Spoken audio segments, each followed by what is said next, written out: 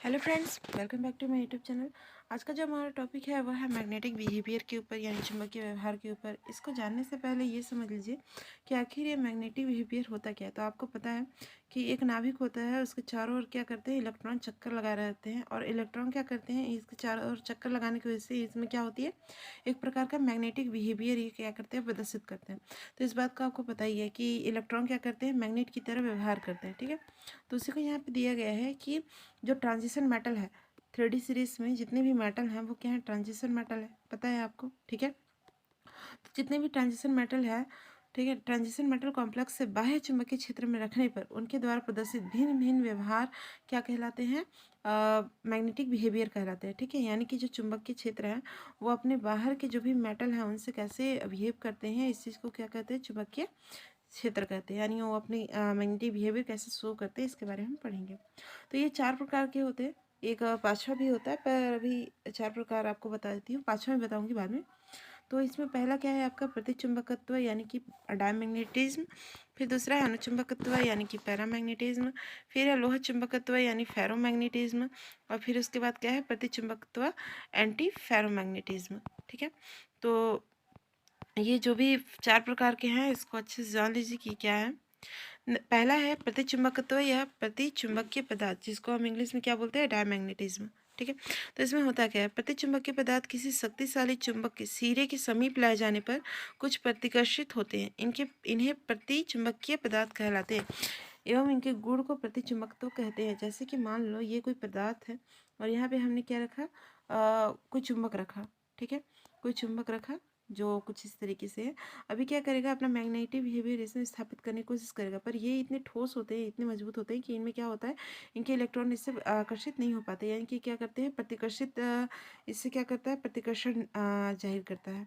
ठीक है, जैसे कि आपको पता ही होगा कि एस ध्रुव और एस ध्रुव यानी साउथ साउथ पोल आपस में क्या करते हैं, प्रतिकर्षण करते हैं। बिल्कुल इसी तरीके से जो पदार्थ है उससे क्या करते हैं, चुंबकीय बिहेवियर करने के लिए जो पदार्थ इसको अपने ओर खींचने की कोशिश करता है, ये नहीं कर पाता है। ठीक है, तो इसको बोलते हैं डायमैग्नेटिक, यानी कि यहाँ पे नहीं चुकेंगे। तो इसमें होता है आपका बिस्मिथ, जस्ता, सोना, हीरा, ठीक है, कॉपर, चांदी, नमक, जल, पारा, नाइट्रोजन, हाइड्रोजन, ये सब क्या होते हैं, आपके डायमैग्नेटिक होते हैं। तो वही चीज़ है, चुंबकीय बल रेखाएं निर्वात की अपेक्षा इन पदार्थों में से कठिनाई से गुजरती हैं। ठीक है, ये जो पदार्थ है इसमें बहुत ही कठिनाई से गुजरती हैं, इसलिए ये क्या करती है, प्रतिकर्षण भी उत्पन्न करती हैं, अर्थात ये पदार्थ बल रेखाओं को प्रतिकर्षित करती है। ठीक है, नेक्स्ट है आपका अनुचुंबकत्व या अनुचुंबकीय पदार्थ यानी पैरामैग्नेटिज्म। ये क्या होता है, जब किसी पदार्थ को चुंबकीय क्षेत्र में रखा जाता है। ठीक है, यानी कि ये पदार्थ है और ये क्या है, किसी चुंबकीय क्षेत्र में रखा गया है। ठीक है, तो पदार्थ के अंदर चुंबक की क्षेत्र शक्ति लाए गए चुंबक की क्षेत्र शक्ति से अधिक हो जाती है। यानी कि इस पदार्थ के अंदर क्या होती है, चुंबक के क्षेत्र की शक्ति आ जाती है।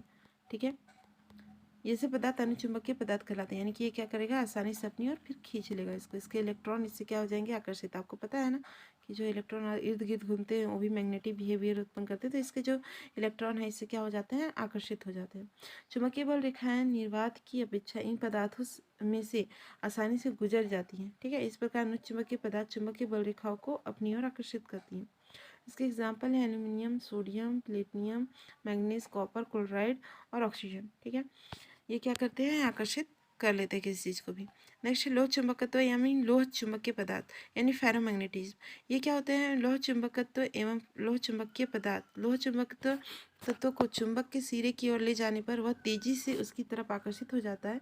इनका यह गुण लोह चुंबकत्व कहलाता है। पता है आपको, चुंबक के पास अगर लोहे को रखे जाए तो ये क्या होते हैं, आसानी से इसकी तरफ चिपक जाते हैं। नेक्स्ट है लोहा, इसका एग्जाम्पल है लोहा है, निकेल है, कोबाल्ट, मैग्नेटाइट इत्यादि क्या कहते हैं, लोह चुंबकीय पदार्थ है। प्रतिलोह चुंबकत्व या प्रतिलोह चुंबकीय, जिसे हम इंग्लिश में क्या बोलते हैं, एंटी फेरोमैग्नेटिज्म।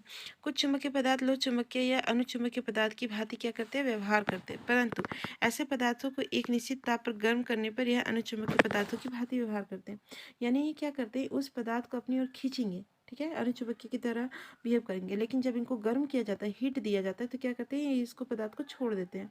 यानी कि ये क्या कराते हैं, आपके एंटी फेरोमैग्नेटिज्म। ठीक है, नेक्स्ट है फेरी चुंबकत्व या फेरी चुंबकीय पदार्थ यानी कि अब इसके बारे में मैंने वहाँ पे नहीं लिखा था, 4 ही प्रकार लिखा था, तो ये लास्ट वाला है, ठीक है।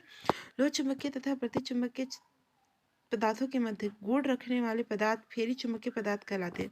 यानी ये क्या करते हैं, फेरोमैग्नेटिज्म की तरह भी काम करते हैं और एंटी फेरोमैग्नेटिज्म की तरह भी कार्य करते हैं। यद्यपि इसे लोह चुंबकीय पदार्थ की श्रेणी में रखा जा सकता है, फिर भी इसकी चुंबकीय तीव्रता लोह चुंबकीय पदार्थ की तुलना में क्या होती है, कम होने के कारण इसे फेरी चुंबकीय पदार्थ माना जाता है। यानी कि लोहा क्या करता है, चुंबक की ओर तेजी से क्या करता है, खींचा चला जाता है, लेकिन ये क्या करता है, इतनी तेजी से खींचा नहीं जाता है, ठीक है। इसलिए इसको फेरोमैग्नेटिज्म जो क्या करता है, गर्म करने पे इसको छोड़ देता है, तो इसमें क्या किया गया है, रखा गया है। थोड़ा सा ये क्या होता है, थोड़ा कम होता है, इसकी जो शक्ति है होती है वो। तो आई होप फ्रेंड्स आपको ये वीडियो समझ आया होगा। तो थैंक यू फॉर वॉचिंग। बाकी वीडियो के लिए आप प्लेलिस्ट जरूर चेक कर लीजिएगा, और अगर आपको कोई और भी नोट्स चाहिए होगा तो ज़रूर मुझे बताइएगा, ठीक है। कमेंट्स बॉक्स आपके सामने है, आप कमेंट जरूर करिएगा। Okay, thanks.